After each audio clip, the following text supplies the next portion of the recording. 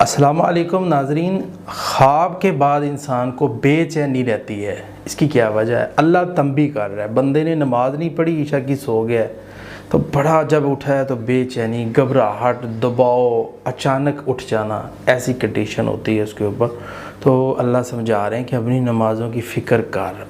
اسی طرح اور بھی کوئی پیغام ہو سکتا ہے، جیسے کوئی شخص آپ فوت ہو گیا تو ہم اس کو خواب میں دیکھ رہے ہیں اور وہ کوئی چیز سمجھا رہا ہے، ہم اٹھے ہیں اور ہم گھبرائے ہوئے ہیں، تو ہو سکتا ہے کہ کسی جگہ پہ کوئی کمی ہو رہی ہے تو تنبیہ کی جا رہی ہے۔ اسی طرح کسی خطرے کی طرف اشارہ ہے، کسی غلطی کی طرف اشارہ ہے۔ اسی طرح بعض اوقات یہ شیطان کی طرف بھی ہو سکتا ہے یا جادو کی طرف سے بھی ہو سکتا ہے۔ اسی طرح انسان کو جب ایسے خواب آتے ہیں تو پھر کرنا کیا چاہیے؟ خواب کو ضائع کرنا، بائیں جانب 3 بار تھوک کے، ایک بار اعوذ باللہ من الشیطان الرجیم پڑھے یا 3 بار اعوذ باللہ من الشیطان الرجیم پڑھے، سورہ فلق سورہ ناس پڑھ کے دم کرے اپنے آپ کو، 2 رکعتیں پڑھ لے، صدقہ کرے، اللہ رب العالمین آسانیاں پیدا فرما دیں گے۔